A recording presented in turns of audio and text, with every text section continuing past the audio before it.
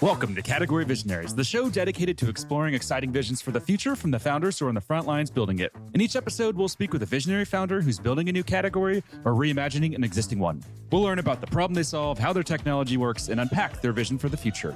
I'm your host, Brett Stapper, CEO of Frontlines Media. Now let's dive right into today's episode.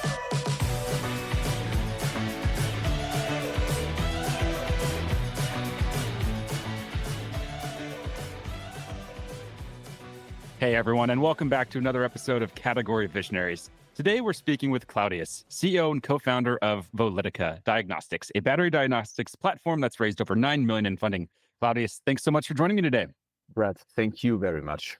Not a problem. So we were joking there in the pre-interview. Your last name is a little bit difficult for us Americans to say. I didn't want to start off insulting you with pronouncing your last name wrong. So can you just go ahead and tell us how to pronounce your last name? That's the easiest part of the interview, I guess.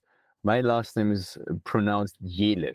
Amazing. That'll start things off now on a better foot. Now we can dive into the real question. So I'd love to just learn a little bit more about your background and really what you were doing before building the company.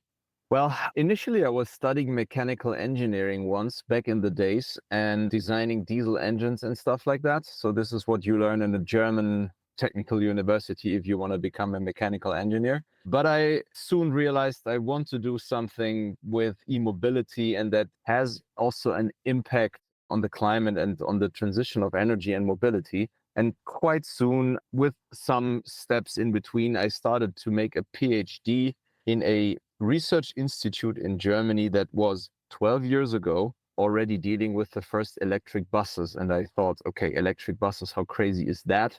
I mean, electric cars were not even really a thing back then, but huge batteries on a bus, public transport, I found that super interesting. So 12 years ago, I started to do my PhD in analyzing this very expensive, very complex, very unique wearing and degrading part.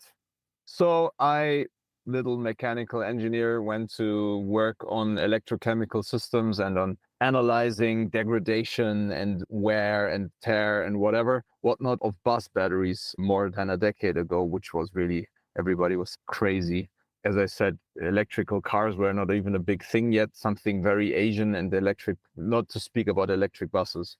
So yeah, I was doing research there in my laboratory, soon realizing that, well, with a lab and with test beds and whatnot, you cannot tell much about batteries in the field that are driving in passenger transport, that are on the road. You cannot just take these hundreds of kilograms of battery acid from the vehicle and put it into a lab. So we had to come up during this research with ideas, with algorithms, with models to estimate battery quality while the acid was on the road.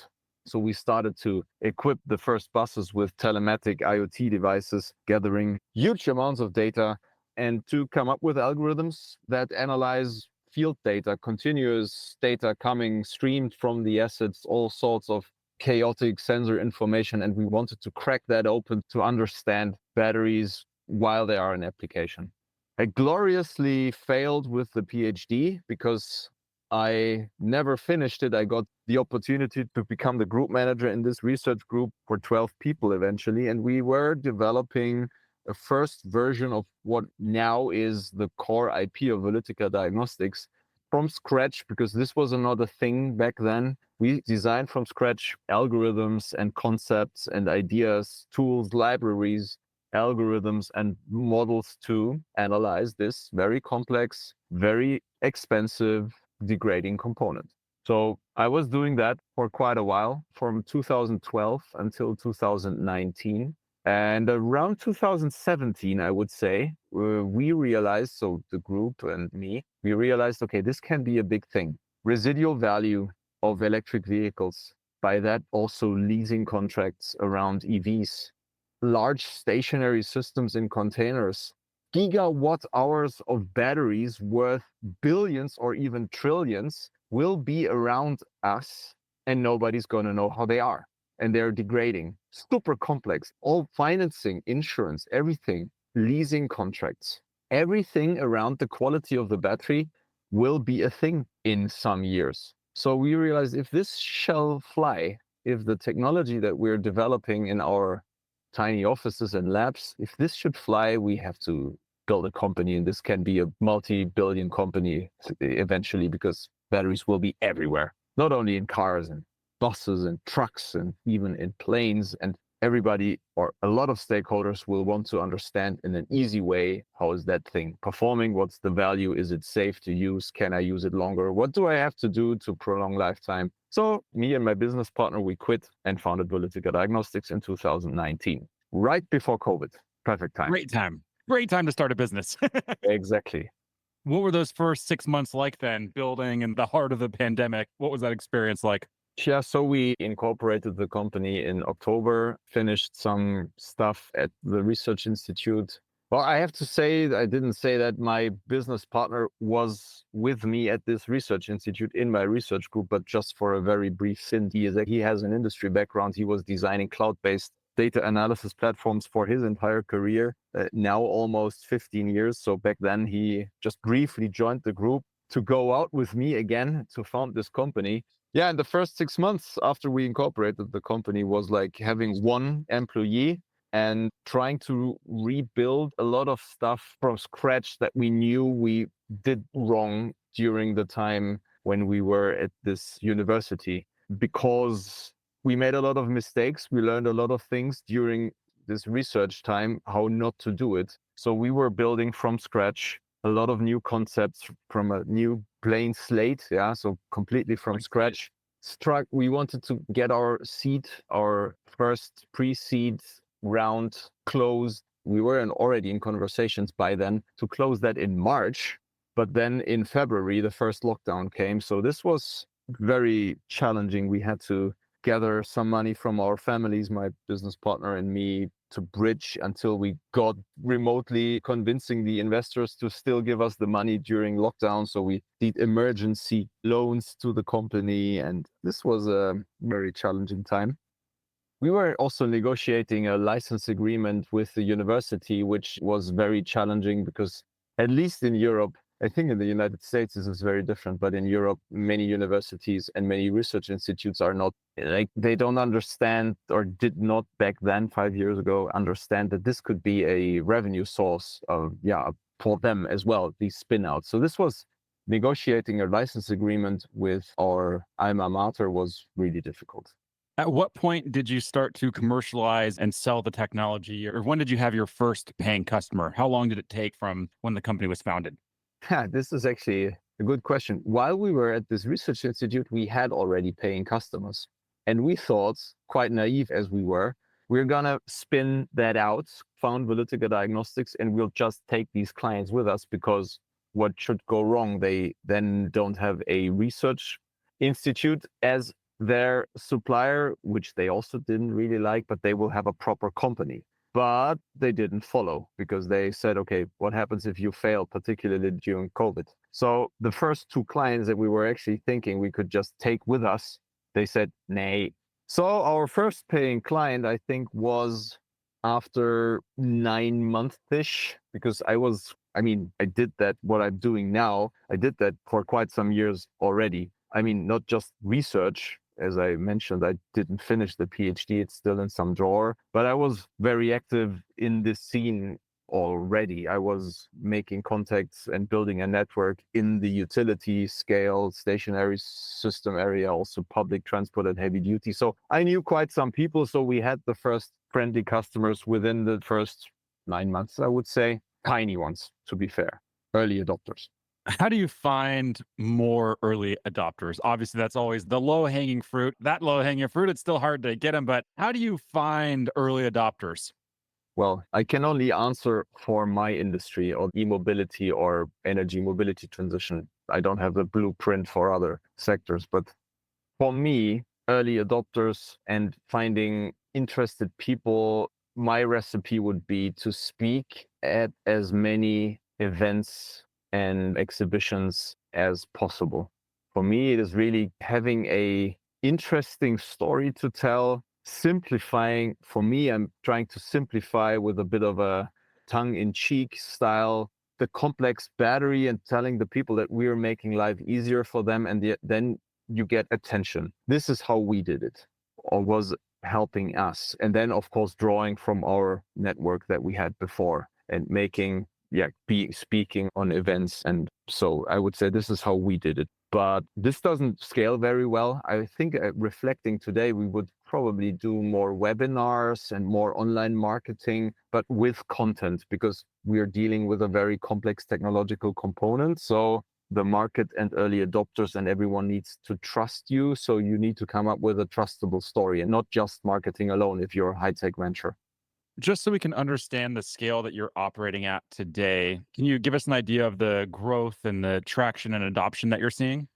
The e-mobility, all the battery industry is, well, it's probably wrong to say it's early because it's everywhere. Tesla is everywhere. Chinese manufacturers are everywhere. But in an innovation cycle thinking, the stuff that we are doing comes a bit delayed. So, for instance, one of the most promising product lines of Volytica Diagnostics is a car battery quality check, residual value determination, because residual value or resale value determines the profitability of a leasing company. So leasing companies interested in reselling used cars, particularly EVs, at the best possible price. So an independent quality assessment makes a lot of sense for them. But this doesn't follow the sales of new vehicles. It is 1, 2, or 3 years delayed, obviously, because new cars don't get immediately resold. So long story short, at the beginning, it was quite a challenge because nobody really urgently needed what we were doing. It took until, I would say, last year. Last year was pivotal. It was the first year where really inbound requests were flowing in. And the first years were really early adopters and trying to educate the markets. And now that e-mobility and batteries on utility scale, on large fleets is becoming reality, and problems and questions around this black box are popping up only since last year, I would say we're really kicking off. You were asking for the scale. I mean, we are monitoring way more than a gigawatt hour of batteries for scale. This is more than 1 million kilowatt hours. Tesla has 50 kilowatt hours, 80 kilowatt hours. So a huge amount. Containers in the desert of Texas, south of Dallas, in Arizona, and in Mexico City. We are monitoring buses in Mexico City and in the Netherlands and in Germany and in Sweden and Norway and in Canada soon, hopefully, really global. And we are expecting a huge growth in the next years. Now that this understanding, or that people want to understand this complex component, now the time is right. This show is brought to you by Frontlines Media, a podcast production studio that helps B2B founders launch, manage, and grow their own podcast. Now, if you're a founder, you may be thinking, I don't have time to host a podcast. I've got a company to build. Well, that's exactly what we built our service to do. You show up and host, and we handle literally everything else. To set up a call to discuss launching your own podcast, visit frontlines.io/podcast. Now, back to today's episode. What do you think you've gotten right to achieve this type of growth?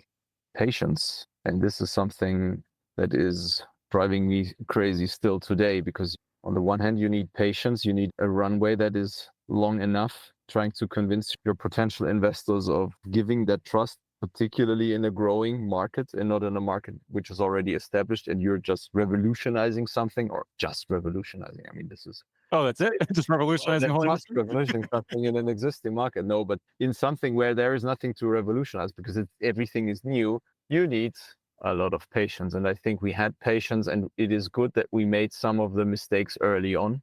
But what have we, other than that, gotten right? I think we didn't, and this is controversial, also due to COVID, we didn't grow too quick, too large. To maintain efficiency in the team and being still able to react on client needs.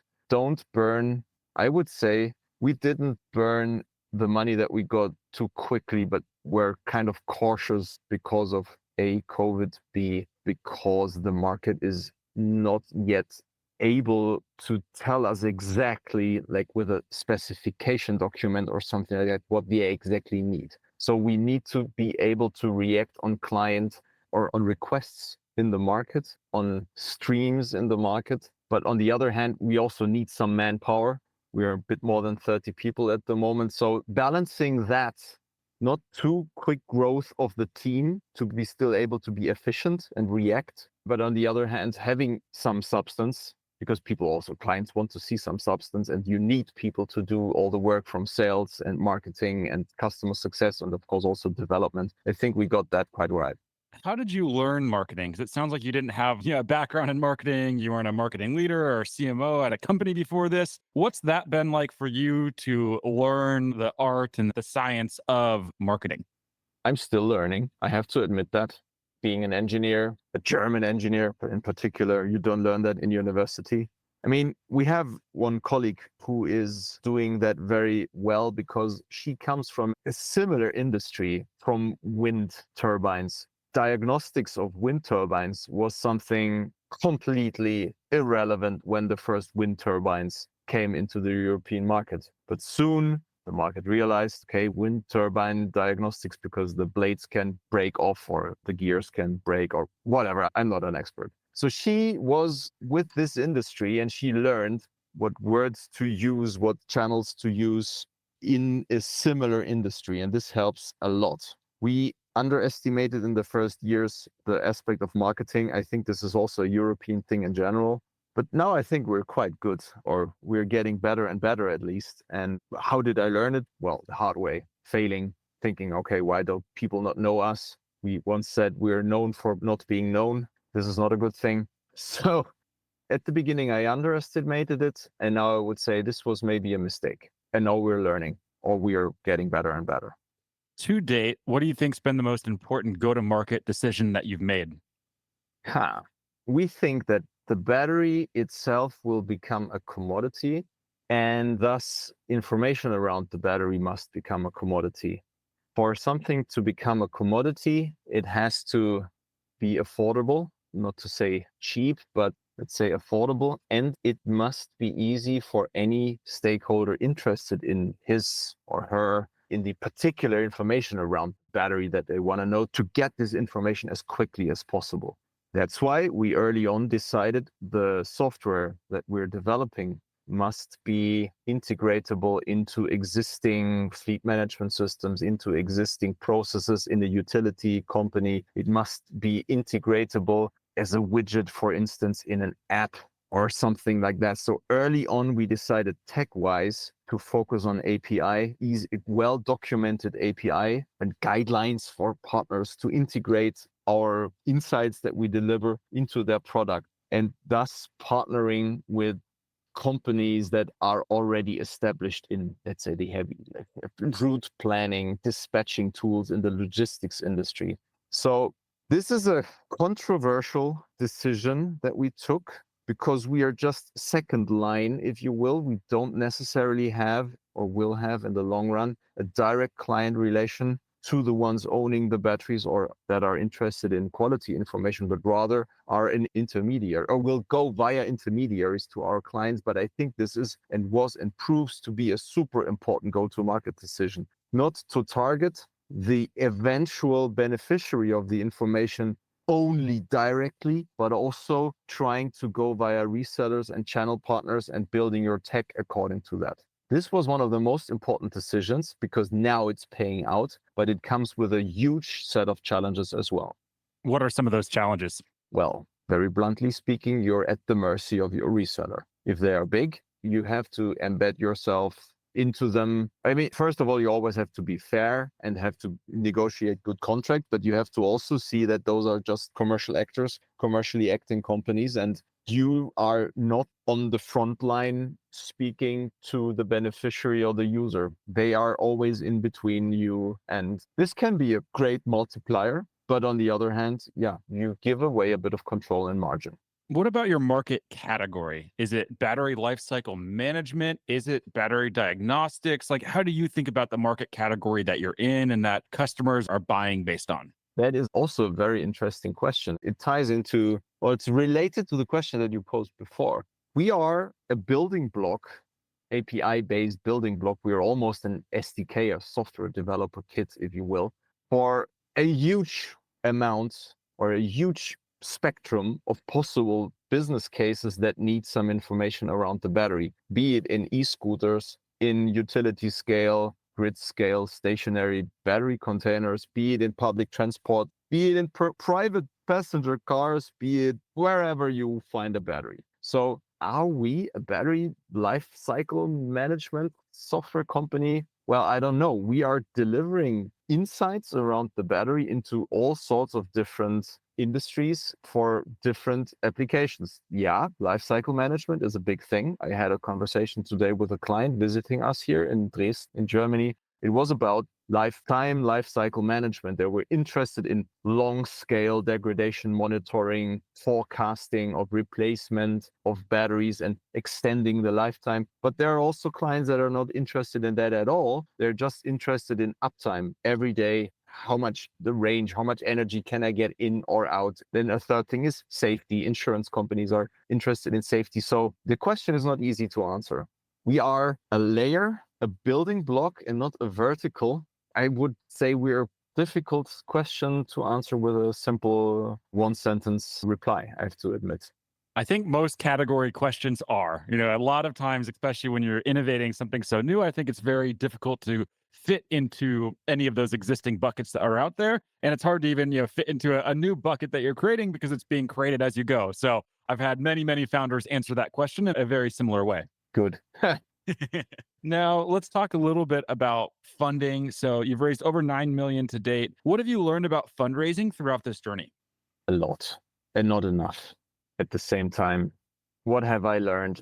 First of all, at the very beginning, I wasn't super familiar with these stages. What is pre-seed, seed, Series A? I mean, there is still no absolutely clear-cut definition, so I'm also still learning. But I underestimated how important it is to know where you are and to find the right investors for at the right time. And what I learned is the first thing is I think you got to understand the interest of the party that you're speaking to. What are they interested in? I mean, I wouldn't say that we made a lot of stupid mistakes at the beginning, but we learned as we went.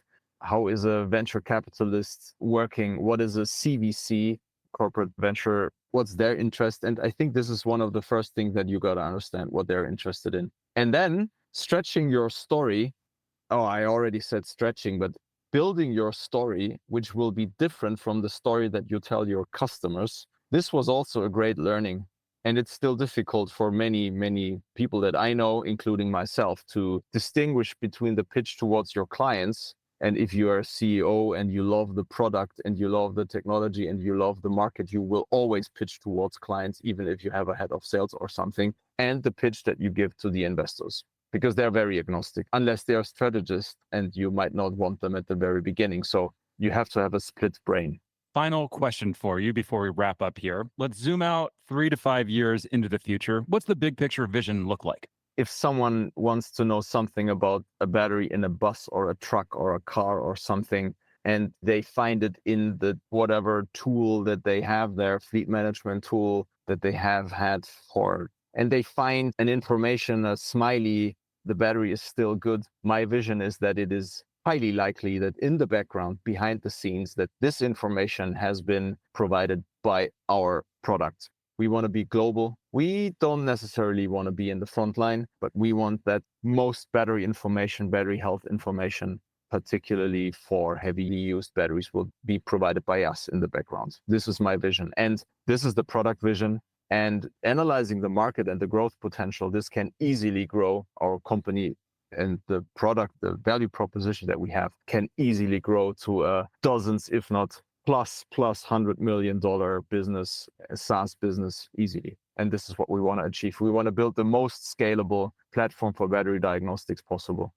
Amazing. I love the vision. We are up on time here, and I know it's Friday, end of day in Germany there. I don't want to keep you any longer from your weekend, and appreciate you taking this call, so late. So we're going to wrap. But before we do, if there's any founders that want to just follow along with you and your journey, where should they go? They should add me on LinkedIn and we have a virtual beer. That's easy. Or they should go to visit me in my beautiful headquarters here in Dresden, which is 2 hours drive from Berlin. Or I'll be in New York in a few weeks. We can meet up in New York City if you want. If you're ever in San Francisco, you'll have to let me know as well. We can do a real life beer. Yeah, we can also do that. San Francisco, I'm just there for 4 days. So San Francisco is a bit out of reach in April, but next time I'll let you know. Amazing. Thank you again for taking the time to chat. This has been a whole lot of fun. I've learned a lot, and I know the audience is going to learn a lot from you as well. Thank you, Brett. This episode of Category Visionaries is brought to you by Frontlines Media, Silicon Valley's leading podcast production studio. If you're a B2B founder looking for help launching and growing your own podcast, visit frontlines.io/podcast. And for the latest episode, search for Category Visionaries on your podcast platform of choice. Thanks for listening, and we'll catch you on the next episode.